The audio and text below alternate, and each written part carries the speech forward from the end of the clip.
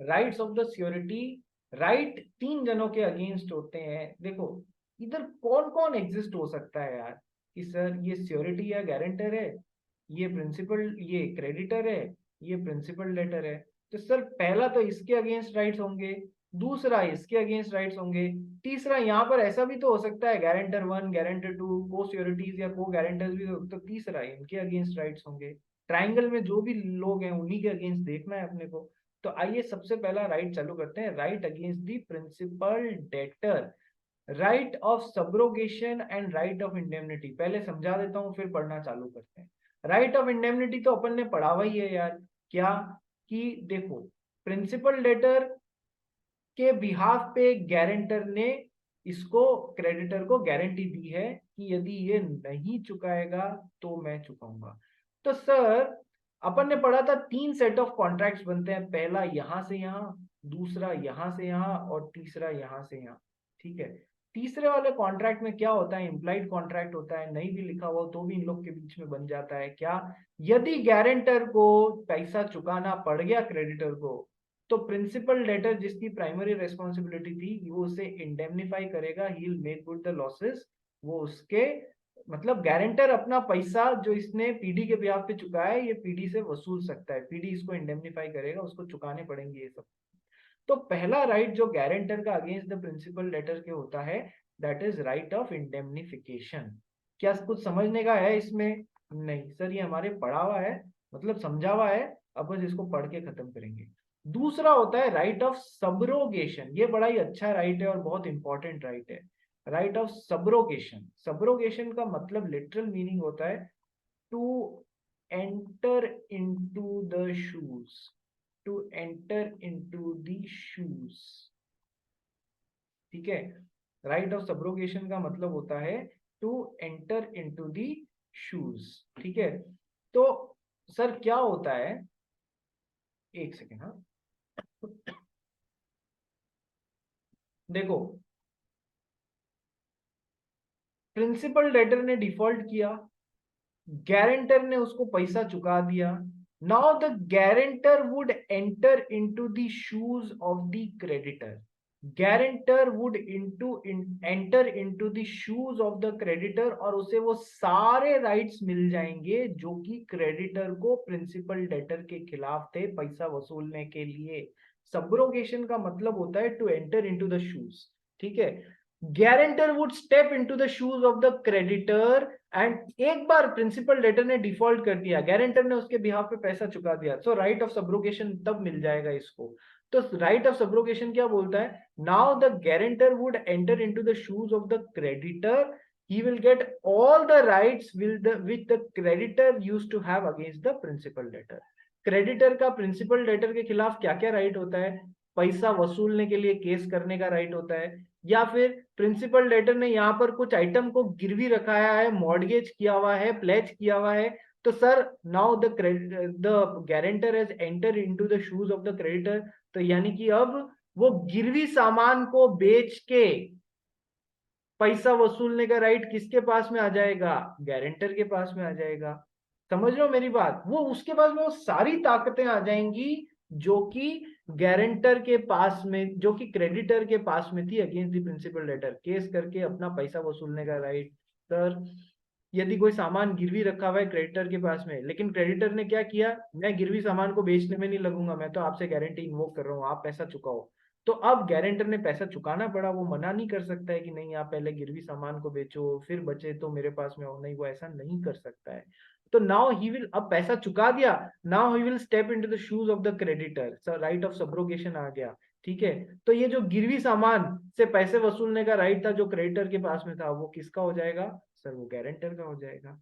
ठीक है, तो this is what is right of subrogation. Subrogation में कुछ नहीं समझ में आया हो तो बोलो, सब्रोगेशन में कुछ नहीं समझ में आया हो तो बोलो, इजी है ना? ठीक है, समझ में आ गया ना? पढ़ पढ़ अपन लेंगे और भी कुछ चीजें, झील बोल,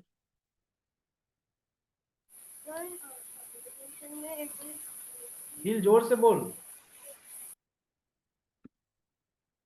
सब्रोगेशन में बेसिकली ओनरशिप राइट्स पास करने का होता है ना। सब्रोगेशन का मतलब होता है to enter into the shoes and get the same right as that person is getting. तेरा रोल मैंने ले लिया, that is what is subrogation. तो क्रेडिटर का रोल क्या था? पीटी से पैसे वसूलने का वापस। उसके लिए वो चाहे जो बेच सकता है, जो भी गिरवी पड़ा हुआ है, चाहे जिस जो प्रिंसिपल लेटर पे केस कर सकता है। सो सब्रोगेशन का मतलब होता है किसी और का रोल अडॉप्ट कर लेना, उसकी पावर्स मिल जाना, उसके शूज में स्टेप इन कर जाना। समझ में आया? कनक बोल।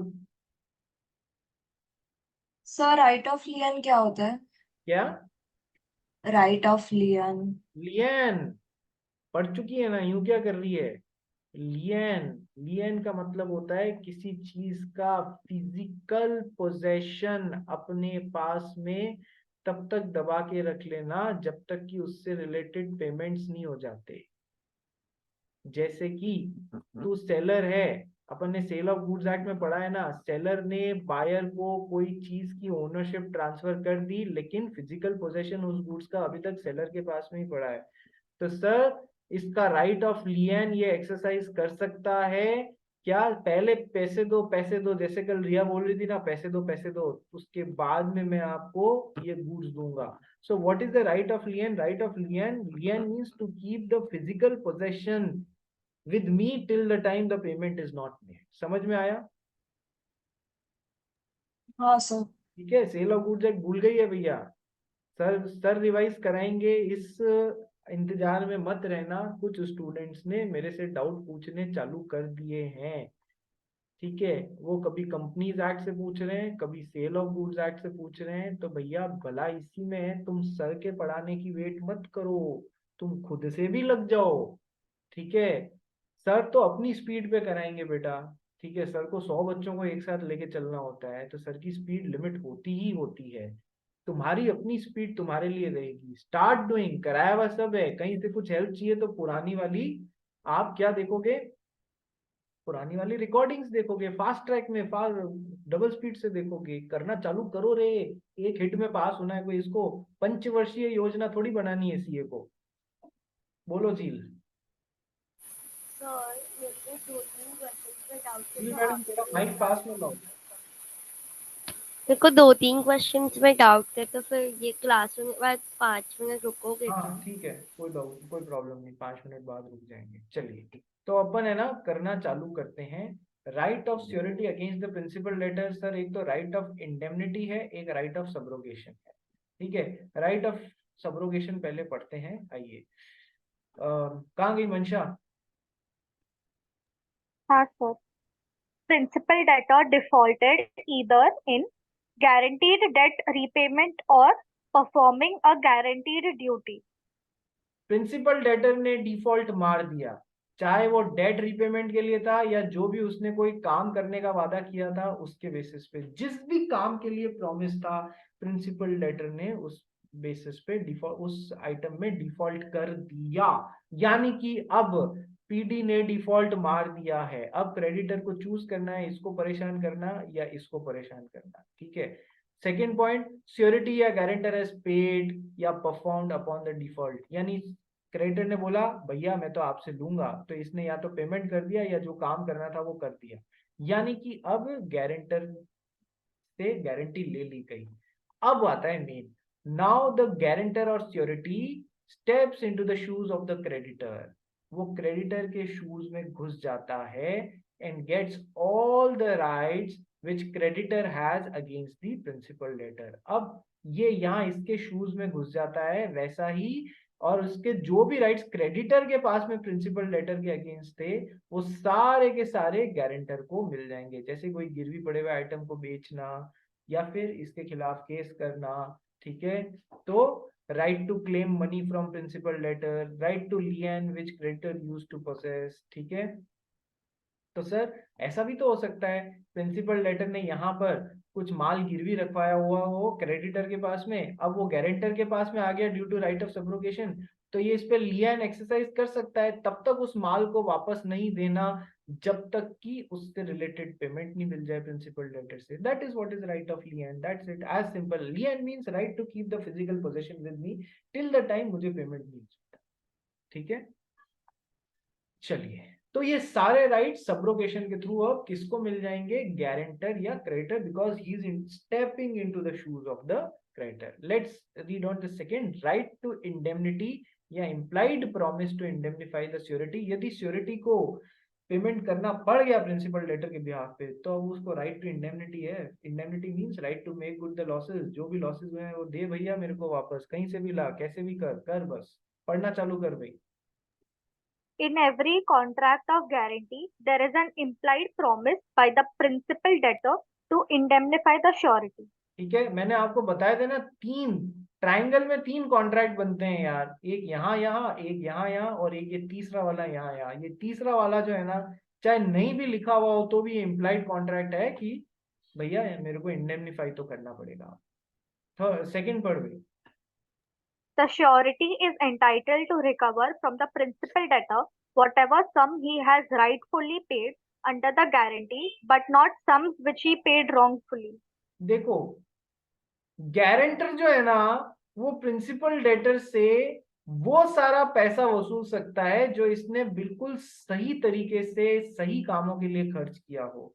जो रॉन्गफुली पे किया है ना, वो नहीं वसूल सकता. ठीक है, एग्जाम्पल से समझते हैं. एग्जाम्पल पर, B is indebted to C, A is surety for the debt. यानी इसको ऐसे ले लो यार, ये ट्राइंगल है, यहाँ पर प्रिंसिपल डेटर है, यहाँ पर क्रेडिटर है, यहाँ पर श्योरिटी है. तो ये इससे पैसा दिया, इसने गारंटी या श्योरिटी दी, इसने प्रिंसिपल डेटर ने कर दिया default. Now situation 1, A defends the suit, A यानी कि guarantor defends the suit on reasonable grounds but is compelled to pay the amount. Sir वो कोशिश करता है कि सही तरीके से A defends the suit on reasonable ground. Sir उसने पूरी कोशिश की कि केस में पैसा वगैरह जो भी है वो सही तरीके से लड़ने की कोशिश कर रहा था. Now A can recover from B the principal debt plus cost. यानी कि उसने सूट को डिफेंड करने में बिल्कुल सही तरीके से कोई पॉइंट बनता था, लॉजिकली कोई पॉइंट बनता था, उस पर फाइट करने की कोशिश की. तो सर अब जो भी पेमेंट करना पड़ा प्लस कॉस्ट, वो सारी की सारी वसूल पाएगा ये प्रिंसिपल डेटर से. ठीक है. सिचुएशन नंबर 2, सेम केस में यदि गारंटर के पास में लड़ने के लिए कोई रीजनेबल ग्राउंड्स नहीं था, तो भी लड़े जा रहा है, तो भी खर्चा किया जा रहा है, तो भी वकील लगाया जा रहा है, तो भी कोर्ट केस में कोर्ट में पेमेंट किए जा रहा है, कोर्ट फी पेमेंट किया जा रहा है, A would still be entitle to recover the principal debt. जो उसने क्रेडिटर को चुका है वो तो वसूल पाएगा, but not any other cost. जब उसने रीजनेबल ग्राउंड के बिहाफ पे फाइट नहीं किया, फर्जीवाड़े में फाइट किया, रॉन्गफुली फाइट किया, तो सर वो बाकी की कॉस्ट नहीं वसूल पाएगा प्रिंसिपल डेटर से. तो आपको ध्यान क्या रखना है, आपको इंडेमनिफिकेशन मिला जरूर है, लेकिन सही चीजों के लिए मिला है. गलत चीजों को खर्चा किया तो उसकी कॉस्ट वो आप प्रिंसिपल डेटर से नहीं वसूल पाएंगे.